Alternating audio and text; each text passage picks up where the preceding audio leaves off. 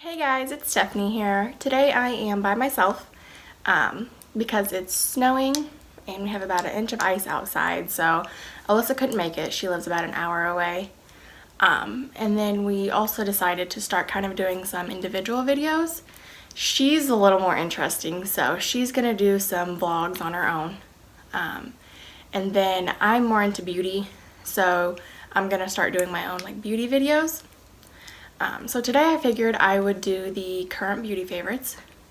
I have a basket full of my current beauty favorites.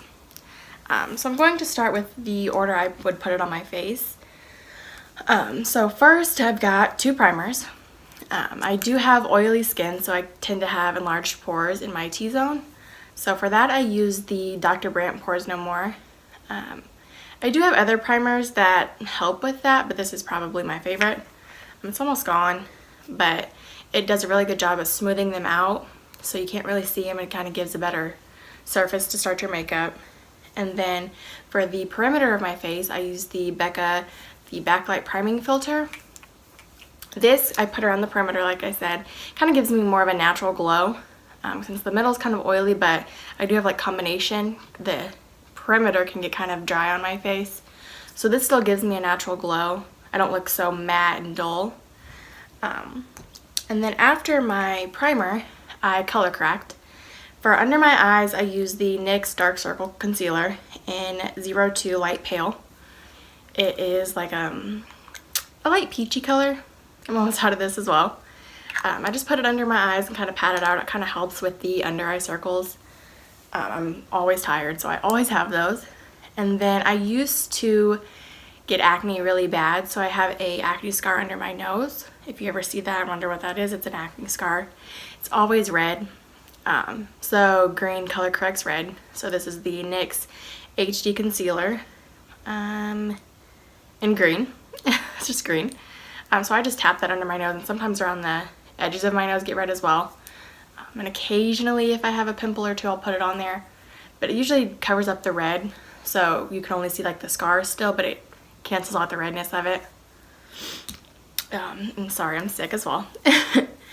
But after that, I use, before my foundation, I use the BECCA Shimmering Skin Perfector highlight, the liquid highlight in Opal. I'll put it on the high points of my cheeks and down my nose because it still kind of enhances the highlight once you put your powder highlight on. I like this. I use it sometimes with no makeup. When I'm just having a no makeup day, it'll still give me a healthy glow, but it doesn't look glittery or like sparkly. It just looks really natural.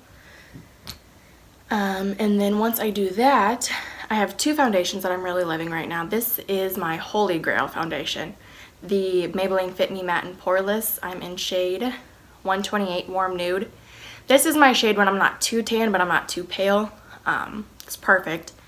It's not too heavy. It doesn't cake on my face or anything, and then it doesn't get oily at all. It will sink into my skin to look natural, but it doesn't let my oils come through, and it's not a flat matte foundation either. It's like perfect. A lot of people say this is their holy grail, so I do recommend this. And then my second one, if I do need more coverage or if I'm going somewhere for a longer period of time and I have an event or something, I use the Too Faced Born This Way. I'm in shade light beige. This does have a lot more coverage, and even though I'm mostly oily, this does kind of, it can cake, so I use a heavier moisturizer when I do use this, so I kind of don't get the caking.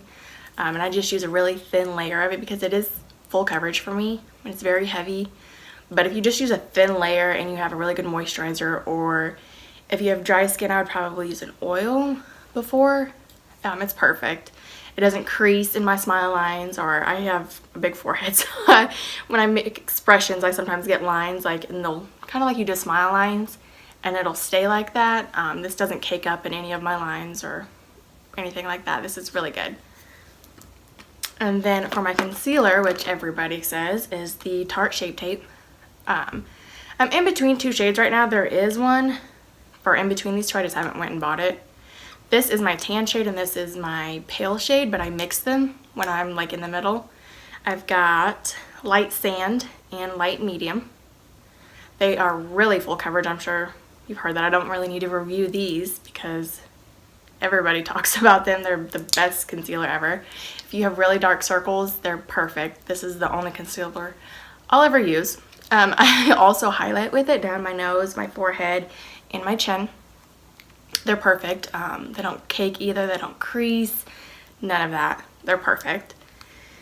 And to set my concealer, I use the Mercier Secret Brightening Powder. I've had this actually for a while, and it's still almost, it's over halfway full still, so it does last a really long time. It's perfect.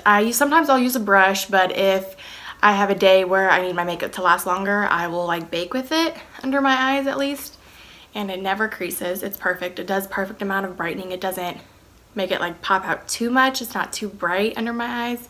It's perfect. It's like really finely milled. It blends out perfectly. For the rest of my face, I use the Bare Minerals Mineral Veil, the translucent one, the original Mineral Veil. I don't use the colored one because I feel like my foundation is enough for coverage as far as that. I just kind of set because I have oily skin, so I'll mainly set my T-zone. Sometimes if I do a cream contour, I'll set with this as well. It's really nice. It's finely milled as well. Blends away perfectly. I absolutely love this. I don't think I'll ever use another powder. Definitely not powder foundations, but like a setting powder. I'll only ever use the Coty Airspun you can find at the not the dollar store, but like a drugstore. But this is like my high-end favorite. And then after I set, I usually bronze before I use blush. So right now I'm really liking the Hoola bronzer, which is another holy grail for most people. This is the small one because I work from home, so I don't wear makeup all week, so it's easier for me to get this travel size, because by the time I buy a full size and I actually go through it, most makeup expires because I don't wear it 6 days out of the week usually, and I don't wear it every weekend. So this is perfect for me. It's a perfect shade for most lighter skin people. I absolutely love it. I was kind of scared to start contouring and bronzing because I was such like fair skinned and I didn't want it to be too harsh or look muddy or orange. I was always terrified. So I finally tried about a year ago. I started bronzing and contouring. This, I don't use this for contour, but I definitely use it just for bronzer. It's perfect. It blends away smoothly. You can go in with a light hand, or even if you get too much on your brush, it still blends away. It doesn't leave a harsh line, and if you do use too much, you can always blend it out. It doesn't like stay, you know, some powders are so heavy, once you put it on there, you're like, oh crap, and you can't blend it away. That one blends away perfectly. And then for blushes, I am into the Anastasia Beverly Hills, the blush trio right now, the one in Pool Party. This one, I don't really use the middle shade. It is like Barbie pink with gold glitter. Maybe in the summer I'll try it with a light hand, but not right now. Today I am using this one. This is Cash, Pageant, and Blink. Sometimes I'll mix these outer two. That's a perfect color, but I'll use them individually as well. These are really soft and they're not too pigmented. They're actually really perfect. This was the first time I tried an Anastasia blush and I really love it. It's my favorite now. So I do recommend these as well. They have this in quite a few other shades. They have different trios, but this was my favorite. And then for my highlight, right now I'm really into the Wet n Wild Precious Petals. This isn't the only one I use, but this is my favorite. It's like perfect whether I'm tan, whether I'm pale, or I'm in between. It always matches. It doesn't leave a stripe if I'm too pale or too tan. It kind of always blends in, and it's really, really blinding. But I'll put it on, and then I'll take my wet beauty blender and kind of go over it to melt it into the skin so it's not powdery. But it's always perfect. I really love this. And then I will do my brows and then my eyelashes last. Kind of have a weird order, but I really like the Precisely My Brow. I believe I'm in shade 2. This is perfect. I like this. It's pretty much the same as like your NYX Micro Brow or your Anastasia Brow Wiz. there's not really a big difference between those for me. Some people prefer them over, like one over the other, but to me they're all the same. This is just the one I've been using. I ran out of my Anastasia, and the NYX, I think I lost that one, but this is my favorite right now. I do highly recommend this or any of those other two I mentioned because they're both really fine. So you have more precision, precisely my brow. You can make the hair strokes, so it's not so bold. I really like it. And then at the other end, you have your spoolie.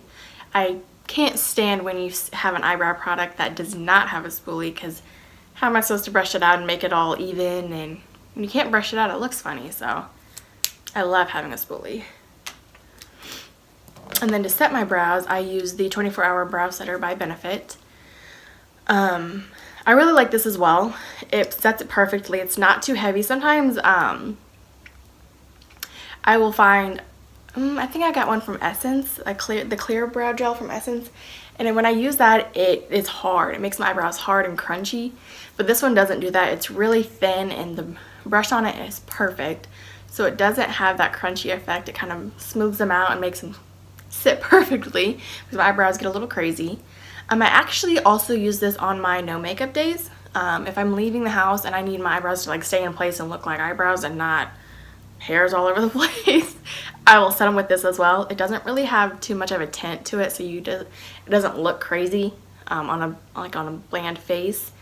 It just sets them perfectly, and they look like my eyebrows just sit perfectly shaped even when I don't have makeup on. And then last but not least, the Tarte, I can never say this, Tartiest mascara. I actually just tried this a month or two ago, and it's my holy grail. I used to use 2 mascaras to get the perfect eyelash for me, but now I can just do it with this one. I was always scared. I hate when mascaras are too wet because then they make my eyelashes clump. But this one doesn't do that. If you kind of get the extra off the brush, it's perfect.